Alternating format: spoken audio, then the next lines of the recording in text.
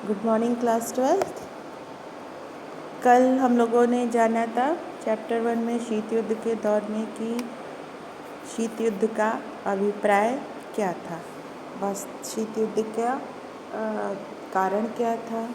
तो उसमें हमने मोटे तौर पे ये पाया था कि शीत युद्ध दो विपरीत विचारधाराओं, दो विपरीत व्यवस्था वाले देशों और गुटों का संघर्ष था, जिसने पूरी विश्व राजनीति को 1947 से 1991 तक प्रभावित रखा। यह शीत युद्ध का जो यूनिक कारण था कि इसमें जो दोनों प्रमुख शक्तियां थीं, अमेरिका और सोवियत संघ, वो आमने सामने परस्पर युद्ध प्रत्यक्ष रूप से नहीं कर सकती थी। तो ये जो युद्ध ना कर पाने की विवशता थी, लेकिन उनमें तनाव भरपूर था, लेकिन उस तनाव का, उस संघर्ष का निराकरण वो युद्ध के माध्यम से नहीं कर सकते थे। क्यों नहीं कर सकते थे? क्योंकि परमाणु बम अस्तित्व में आ चुका था, और यदि युद्ध होता और उसमें परमाणु अस्त्र का उपयोग हो जाता तो पूरी दुनिया ही विनाश के कगार पर पहुंच जाती। तो इस युद्ध ना कर पाने की व्यवस्था से पूरी दुनिया में ऐसे कई परोक्ष युद्ध, संकट और घटनाओं की उत्पत्ति हुई, जिसने पूरे विश्व को प्रभावित किया। तो इसे हम शीत युद्ध की प्रमुख घटनाओं के अंतर्गत पढ़ेंगे। इसे हम शीत युद्ध की विशेषता भी कह सकते हैं। पहली जो प्रमुख घटना है वो क्या है? सैन्य संगठनों का उदय। शीत युद्ध के दौरान पूरे विश्व ने अलग अलग सैनिक संगठनों के उदय को देखा। सैनिक संगठन के उदय, ऐसे देशों ने आपस में मिलकर संधियों के द्वारा कुछ संगठन बनाए कि यदि उन पे आक्रमण होता है तो वो मिलके उसका सामना करेंगे।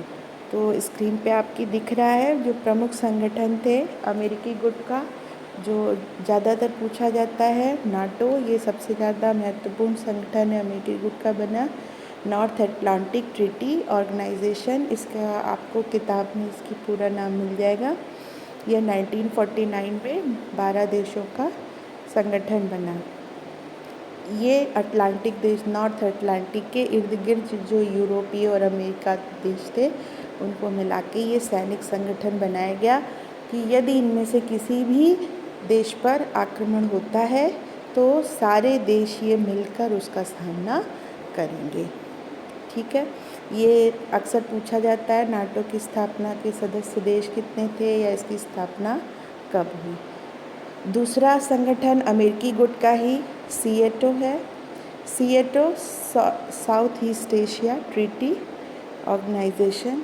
साउथ ईस्ट एशिया आप मैप में देखेंगे, ये भारत के ईस्ट में जो साउथ ईस्ट एशिया, जिसे आजकल हम आसियान के रूप में आगे पढ़ेंगे, तो वहाँ के देशों का एक संगठन बनाया गया कि यदि उस तरफ साम्यवाद का प्रसार होता है तो साउथ ईस्ट एशिया में, दक्षिण पूर्व एशिया में साम्यवादी प्रसार को रोकने के लिए ये संगठन बनाया गया। फिर उसी के बाद सेंट्रल ट्रीटी ऑर्गेनाइजेशन, ये बगदाद पैक्ट के नाम से भी जाना जाता है। 1955 में ये बना। इसमें ईरान, इराक और अन्य देश थे। इसका डिस्क्रिप्शन अभी आपको भेजा जाएगा। ये तीन जो ऊपर के संगठन है, अमेरिकी गुट के सैनिक संगठन, इनका जिक्र आपकी किताब में। इसके अलावा एक संगठन और है जो अमेरिकी गुट का था, यद्यपि वो किताब में नहीं दिया है, ANZUS, ANZUS। ये ऑस्ट्रेलिया, न्यूजीलैंड और अमेरिका का संगठन था जो 1951 में बना। ये पैसिफिक ओशन है, प्रशांत महासागर, उसके ये तीन देश हैं जिन्होंने साम्यवाद के प्रसार को रोकने के लिए एक ग्रुप बनाया। तो ये चारों हो गए अमेरिकी गुट के संगठन। इसी तरीके से इसी के काउंटर में, प्रत्युत्तर में, सोवियत संघ ने किस संगठन का निर्माण किया? Warsaw pact. इसमें जो राज्य देश सम्मिलित थे उसको अभी हम आपको भेजेंगे। वार्सा पैक्ट 1955 में हुआ। इसमें भी वही शर्त रखी गई कि यदि इनके किसी देश पर पूंजीवादी या अमेरिकी गुट के द्वारा हमला होता है तो उसका जवाब मिलकर दिया जाएगा। और जो ये दूसरा है कॉमिकॉन, 1949 में इसकी स्थापना हुई। ये एक तरीके से जो अमेरिका की मार्शल प्लान योजना थी, ये उसी के प्रत्युत्तर में बनाया गया। ये जो सोवियत संघ के जो सैटेलाइट देश थे, जो उसके समर्थक देश थे, उनकी आर्थिक सहायता के लिए बनाया गया। और इस बहाने पूर्वी यूरोप के देशों में सोवियत प्रभाव की वृद्धि का कार्य इस संगठन के माध्यम से किया गया। तो जो पहली प्रमुख घटना है शीत युद्ध की, वो क्या है? सैन्य संगठनों का उदय। दूसरी जो घटना है वो क्या है? विश्व के विभिन्न भागों में प्रॉक्सी वॉर, छद्म युद्ध या परोक्ष युद्ध, कुछ भी नाम आप उसको दे सकते हैं। ये आप समझ चुके होंगे अभी तक कि दोनों महाशक्तियाँ आमने सामने आकर युद्ध करना अवॉइड करती थीं, क्योंकि उसका जो रिज़ल्ट होता वो पूरी दुनिया का विनाश था। लेकिन इसका यह अर्थ नहीं कि युद्ध नहीं हुए। विश्व के विभिन्न भागों में, विभिन्न महाद्वीपों में, छोटे छोटे देशों में जो स्थानीय युद्ध हुए, प्रॉक्सी वॉर, वो होते रहे। और ये कैसे शीत युद्ध से रिलेटेड थे कि इसमें एक पक्ष यदि अमेरिकी गुट का था तो दूसरी तरफ से उसकी रक्षा के लिए जो उसका विरोधी गुट था वो आ जाता था। जो इसमें जो पहला है युद्ध का, स्थानीय युद्ध का एक जो प्रमुख घटना है, सोवियत संघ द्वारा बर्लिन का घेरा। कल आपको बताया था बर्लिन पे सोवियत संघ की सेनाओं ने कब्जा किया था द्वितीय विश्व युद्ध में हिटलर को हराने के बाद। और चूँकि उसी वक्त से शीत युद्ध आरंभ हो गया तो सोवियत संघ सेनाएं बर्लिन से हटी नहीं, उन्होंने वो वहाँ पे परमानेंट स्थायी रूप से जम गई और बाकी मित्र राष्ट्रों की सेनाओं को या उनके सामान को वहाँ पहुँचने से रोक दिया। यह घटना 1948-49 की है। तो इसी से जो है एक जर्मनी के एक विभाजन का परिदृश्य उभरने लगा। जो ये बर्लिन वॉर आपने सुना होगा, बर्लिन की दीवार 1961 से 89 तक ये बनी रही। ये कंक्रीट की दीवार बना दी गई जिससे जर्मनी दो भागों में बंट गया, पूर्वी जर्मनी और पश्चिमी जर्मनी। पूर्वी जर्मनी पे सोवियत संघ का प्रभाव था और पश्चिमी जर्मनी पर अमेरिकी प्रभाव। दूसरा जो प्रमुख सैनिक घटना युद्ध हुई वो है कोरियाई युद्ध। ये 1950 से 53 के बीच का युद्ध है। कोरिया महाद्वीप, यह आपका एक तरह से होमवर्क भी है, आप इसे ढूंढिए विश्व में नॉर्थ कोरिया और साउथ कोरिया कहाँ पर है। नॉर्थ कोरिया की तरफ से चीन, ये 38 डिग्री अक्षांश आपकी किताब में घटनाक्रम में दिया हुआ है। 38 डिग्री अक्षांश पे कोरिया को दो भागों में विभाजित कर दिया था। उधर नॉर्थ कोरिया की मदद के लिए उधर से चीन की सेना आ गई थी और उसको साउथ कोरिया पे उस आक्रमण को रोकने के लिए साउथ कोरिया की तरफ से USA, अमेरिका की और बाकी मित्र राष्ट्रों की सेनाएं, अमेरिकी गुट की सेनाएं आ गई थी। तो इस तरह से 38 डिग्री पैरेलल जो देशांतर रेखा होती है उस पे जो है युद्ध विराम किया गया और जो नॉर्थ साइड का था उसे नॉर्थ कोरिया कहा गया और जो साउथ की साइड का था उसे साउथ कोरिया कहा। इस प्रकार कोरियाई युद्ध के बाद कोरिया जो है वो दो देशों में बट गया है। तीसरी चीज़ वियतनाम का विभाजन और अमेरिकी हस्तक्षेप। साउथ ईस्ट एशिया का एक देश है वियतनाम, यहाँ भी वही कोरिया जैसा ही परिदृश्य यहाँ भी था। नॉर्थ की साइड चीन सोवियत संघ के सपोर्ट से साम्यवादी सरकार की स्थापना हो चुकी थी और जो वियतनाम का दक्षिणी भाग था वहाँ पे पूंजीवादी सरकार को बचाए रखने के लिए, लोकतांत्रिक सरकार को बचाए रखने के लिए अमेरिका मदद के लिए आ गया था। वियतनाम की जो साम्यवादी सरकार थी जिस भाग की, उसने साउथ वियतनाम पर आक्रमण किया और उस आक्रमण के दौरान जो है उसको रोकने के लिए अमेरिका आगे आया। लेकिन ये युद्ध बहुत लंबा चला। वियतनाम ये पूरा एक प्रायद्वीप है जिसमें 3 देश हैं, जिसको हम हिंद, चीन या इंडो चाइना के नाम से जानते हैं। उसमें वियतनाम, लाओस और कंबोडिया, इन तीनों में एट लास्ट आके साम्यवादी सरकार की ही स्थापना हुई। 1961 में अमेरिका वहाँ उस वॉर में घुसा था, लेकिन 1973 में वह बिना पूंजीवादी सरकार की स्थापना के वियतनाम से वापस आ गया। अगली ये 3 जो इसके बाद है सोवियत संघ द्वारा हंगरी और चेकोस्लोवाकिया में सैनिक हस्तक्षेप। हंगरी में 1956 में, चेकोस्लोवाकिया में 1968 में। ये सैनिक हस्तक्षेप किस कारण से किया गया था? वहाँ की साम्यवादी सरकार जो बलपूर्वक द्वितीय विश्व युद्ध के बाद स्थापित कर दी गई थी, उसके विरुद्ध वहाँ के स्थानीय लोगों ने विरोध करना शुरू किया था। जैसे हंगरी में यह मांग की गई थी कि हंगरी को एक न्यूट्रल राष्ट्र बना दिया जाए, लेकिन सोवियत संघ ने इसे नहीं माना और हंगरी में 1956 में अपनी सेना भेजकर जो वहाँ की साम्यवादी सरकार थी उसे बनाए रखा। चेकोस्लोवाकिया में भी यही कार्य 1968 में हुआ। वहाँ किसी तरीके का किसी उदारवाद स्वीकार नहीं किया गया। इसी तरीके से डोमिनिकन रिपब्लिक और बे ऑफ पिग्स और क्यूबा, ये आप दक्षिण अमेरिका और उत्तरी अमेरिका महाद्वीप के उस तरफ आ जाइए। डोमिनिकन रिपब्लिक जो है ये भी अमेरिका एक छोटा सा स्टेट है अमेरिकी महाद्वीप में। उसमें अमेरिका द्वितीय विश्व युद्ध के पहले से वहाँ पे उसने अपना सैनिक अड्डा बना रखा था, और बीच में जब वहाँ पे सरकार के खिलाफ विरोध आंदोलन हुए तो अमेरिका ने यह सोचते हुए कि ये साम्यवादी प्रसार का एक बहाना हो सकता है, उसने 1965 में डोमिनिकन रिपब्लिक में अपनी सेना भेज दी। और जो सबसे मेन है वो है बे ऑफ पिग्स की घटना और क्यूबा संकट। ये आपकी किताब में विस्तार से दिया है, ये 50 से 100 शब्दों में आ भी सकता है। क्यूबा संकट बहुत ही महत्वपूर्ण घटना है।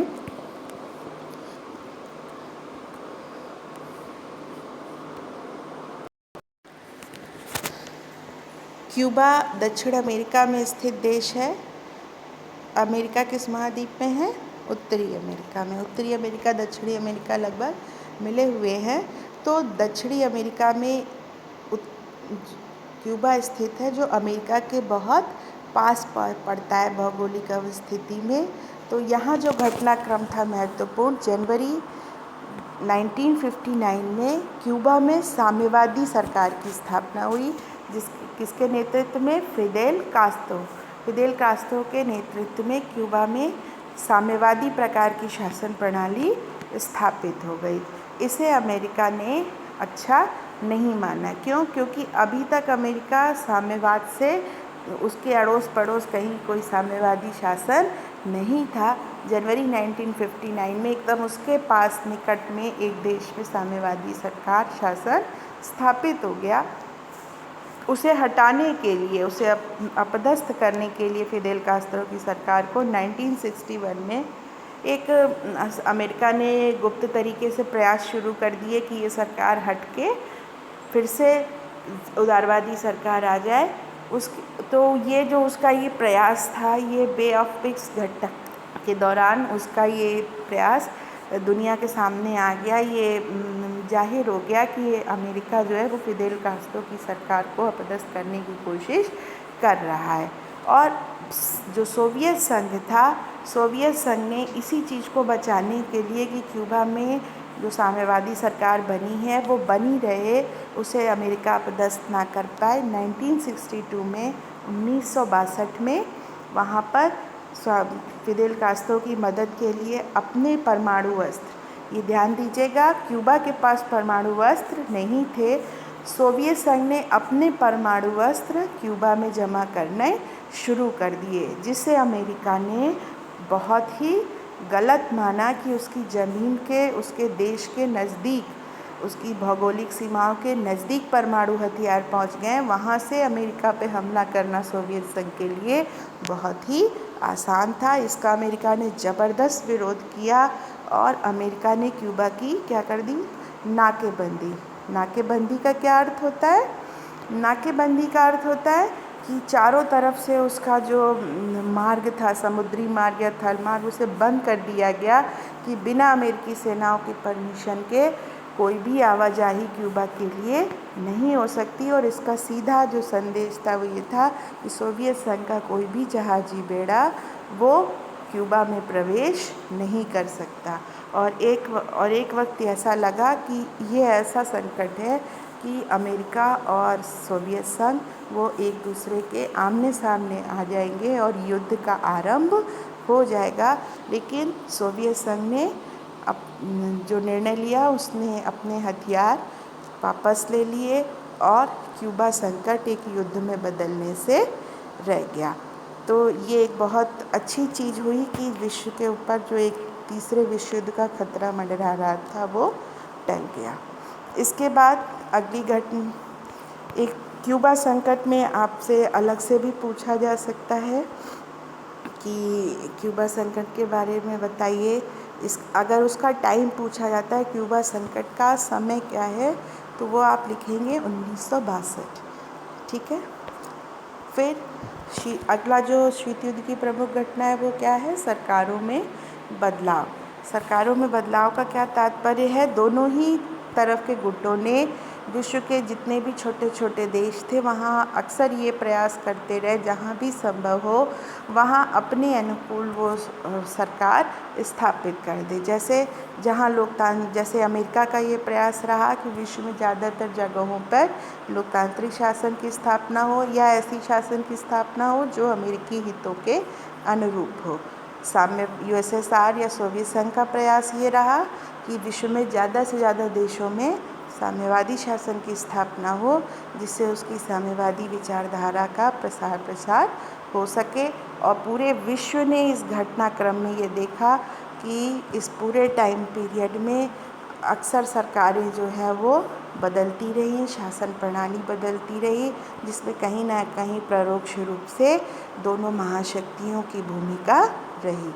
अगला जो घटनाक्रम है वो है शस्त्रीकरण में वृद्धि। निरंतर प्रभाव में वृद्धि के कारण निरंतर संतुलन बनाए रखने के लिए दोनों ही देश अपने शस्त्रों में लगातार वृद्धि करते गए, शस्त्र भंडार में वृद्धि करते गए। शस्त्र दो तरीके के हैं, एक परमाणु हथियार कहे जाते हैं मोटे तौर पे, एक परमाणु हथियार और दूसरे परंपरागत हथियार। दोनों ही तरह के हथियारों में दोनों गुट निरंतर बढ़ोतरी करते गए और उनका निर्माण भी किया और उन्हें अलग अलग जगहों पर रखते भी गए कि जहाँ से भी हमला हो उसका तुरंत प्रत्युत्तर दे सके। यह शस्त्रीकरण में वृद्धि अनिवार्य परिणाम था तनाव का। यदि कोई भी एक गुट शस्त्रों का निर्माण कम कर देता या बंद कर देता तो वो शक्ति में, सैन्य शक्ति में दूसरे गुट से कमज़ोर हो जाता और तब उसकी हार संभव होती। तो शस्त्रीकरण में वृद्धि हुई और इसके साथ ही जो शस्त्रों को लॉन्च करने के लिए, फेंकने के लिए जो प्रक्षेपास्त्र होते हैं वो भी बहुत बड़ी मात्रा में बनाए गए। अगला जो घटना है वो महत्वपूर्ण घटना वो क्या है? संयुक्त राष्ट्र संघ की निष्क्रियता, इनएक्टिविटी। संयुक्त राष्ट्र संघ के बारे में भी आप विस्तार से पढ़ेंगे। अभी इतना जानिए, संयुक्त राष्ट्र संघ का उद्देश्य हुआ था, निर्माण का, स्थापना का उद्देश्य था विश्व में शांति बनाए रखना और युद्ध को होने से रोकना। लेकिन जो संयुक्त राष्ट्र संघ में सुरक्षा परिषद जो उसका अंग है उसमें 5 सदस्यों को, इस जो बड़े 5 देश थे जिसका नाम हमने नीचे दिया है, अमेरिका, फ्रांस, ब्रिटेन, सोवियत संघ, चीन, ये आपको रटना पड़ेगा, ये आना चाहिए हमेशा के लिए। जो ये सुरक्षा परिषद के 5 स्थायी सदस्य थे इनको वीटो शक्ति दी गई थी। वीटो शक्ति का मतलब कि सुरक्षा परिषद का कोई भी निर्णय यदि उसको करना है तो इनमें 5 की सहमति जरूरी है। इनमें से यदि किसी भी एक ने अपनी असहमति व्यक्त कर दी तो वो निर्णय पास नहीं हो सकता था और जब तक कोई डिसीज़न नहीं हो सकता तब तक संयुक्त राष्ट्र संघ कोई एक्शन नहीं ले सकता था। इसलिए संयुक्त राष्ट्र संघ की इस पूरे शीत युद्ध के दौरान यद्यपि बहुत सारे युद्ध हुए कई जगह हस्तक्षेप हुए, लेकिन संयुक्त राष्ट्र संघ उसमें कोई एक्शन नहीं ले सका। और जो लास्ट इसका घटनाक्रम है वो है गुटनिरपेक्षता का उदय। इसके बारे में हम कल पढ़ेंगे। 2 चीज़ें इम्पॉर्टेंट इसमें और हैं, वो जान लीजिए। शीत युद्ध के प्रसार का कारण, एक क्वेश्चन आपके मन में आ सकता है कि अगर 2 देश आपस में विरोध में थे तो बाकी देश उसमें क्यों सम्मिलित हुए, या जो बड़ी शक्तियाँ थीं उन अगर वो अपने आप में महाशक्ति थीं तो उन्हें बाकी छोटे देशों की आवश्यकता क्या थी। इस साल के पेपर में ये क्वेश्चन पूछा भी गया है कि ये शामिल होने के कारण क्या थे, तो ये आप जानते रहिए। गुटों में शामिल होने के छोटे देशों के हित बहुत आसान है। महाशक्तियों द्वारा सुरक्षा का वायदा। महाशक्तियों ने, अमेरिका ने या सोवियत संघ ने जिस भी देश को अपने गुट में मिलाया तो उसे नेचुरल प्रॉमिस था कि अगर उसके पड़ोसी युद्ध से कोई संघर्ष होता है, युद्ध होता है, तो वो उसकी सैनिक मदद, हथियार से मदद करेगा।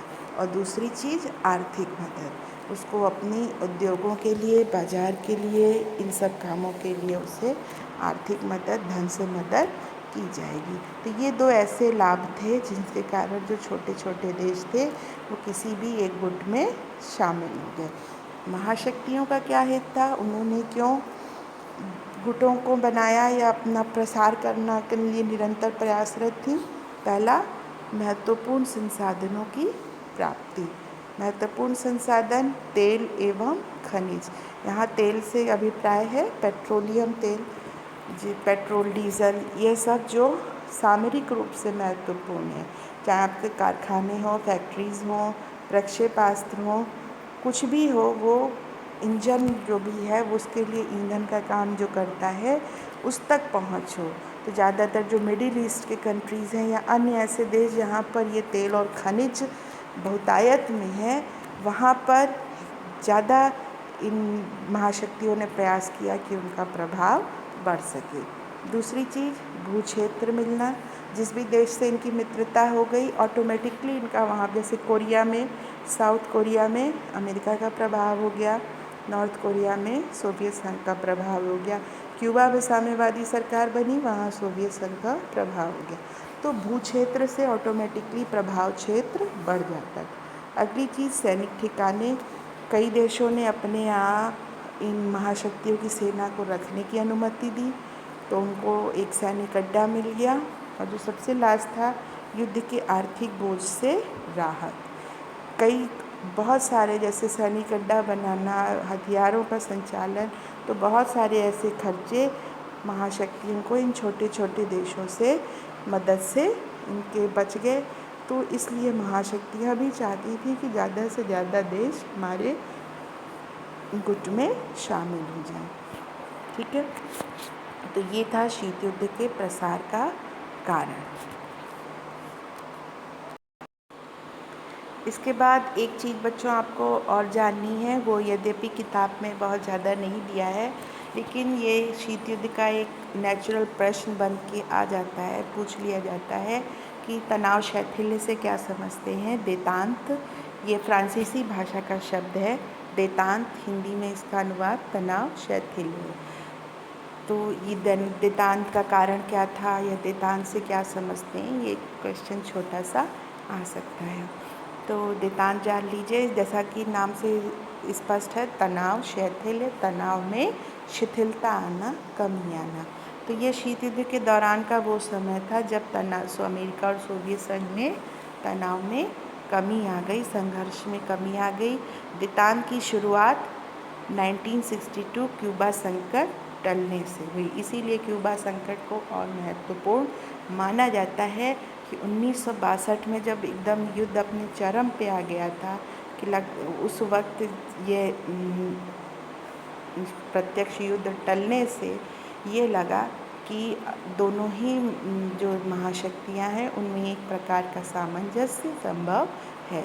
तो देतांत की शुरुआत 1962 में क्यूबा संकट टलने से मानी जाती है।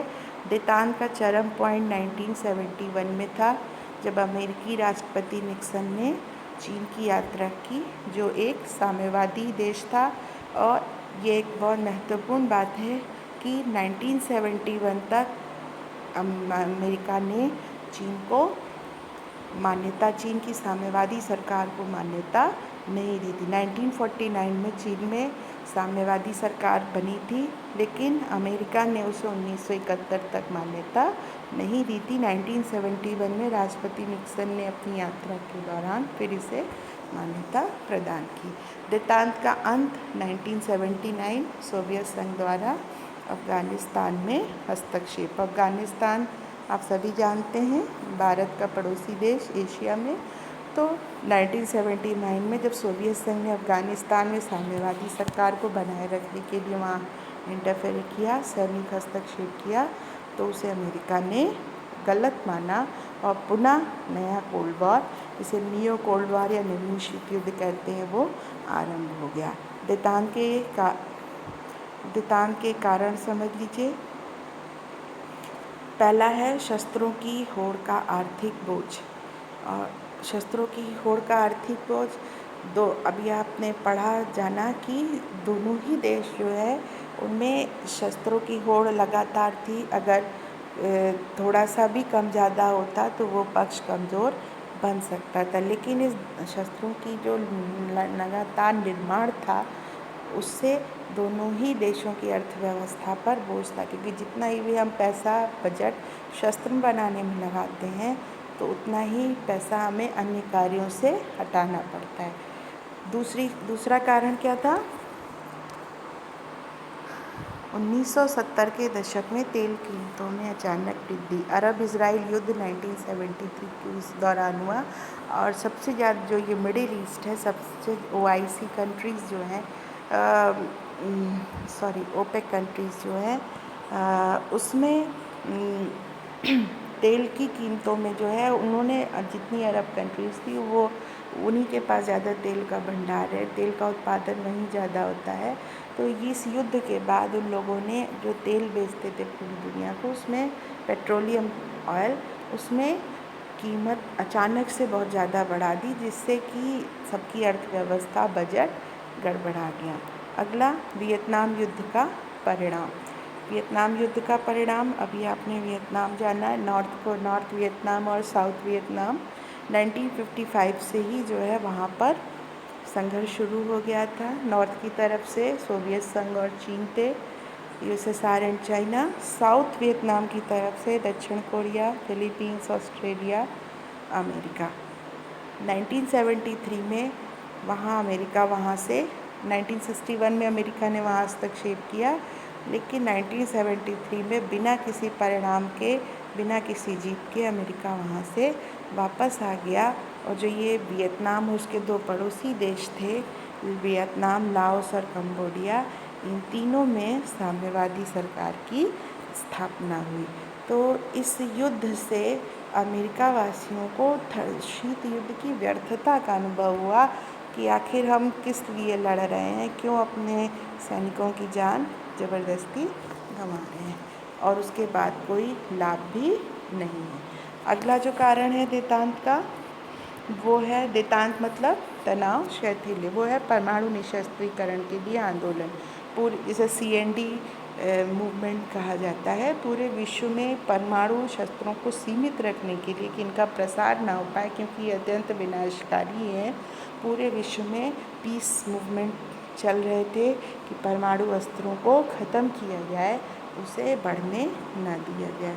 और लास्ट फोटो में बिखराव, ये शीत युद्ध की व्यर्थता को बताने वाला बहुत बड़ा कारण है कि जो विचारधारा के नाम पे जो कहा जाता है कि हम लोकतंत्र के समर्थक थे, हम साम्यवादी व्यवस्था के समर्थक थे, स्वयं एक ही प्रकार की व्यवस्था वाले देशों में फूट पड़ने लगी। जैसे नाटो का सदस्य था फ्रांस, लिबरल डेमोक्रेटिक कंट्री वो भी है, लेकिन 1966 में वो नाटो से अलग हो गया। इसी प्रकार दोनों ही साम्यवादी व्यवस्था वाले देश सोवियत संघ और चीन 1969 में आते आते उनमें युद्ध छिड़ गया। तो इस प्रकार हम देखते हैं कि शीत युद्ध में पहले चरम पर पहुंचा, फिर उसमें एक शिथिलता आई है। तो आज आपने जाना शीत युद्ध के दौरान की प्रमुख घटनाएं। इसे आप कॉपी में नोट करिए और स्वयं लिखने का प्रयास करिए। अगर ये सारे में थोड़ा थोड़ा भी आप लिखेंगे तो आपका एक कंप्लीट आंसर बच जाएगा। और इसमें आप देतांत को भी शीत युद्ध की घटना में जोड़ सकते हैं। कल हम आपको गुटनिरपेक्षता का उदय और नवीन गुटनिरपेक्षता के उदय में उस गुटनिरपेक्षता की प्रासंगिकता भी आएगी और नवीन शीत युद्ध, यह दोनों पढ़ाएंगे। आज के लिए इतना ही। थैंक्स।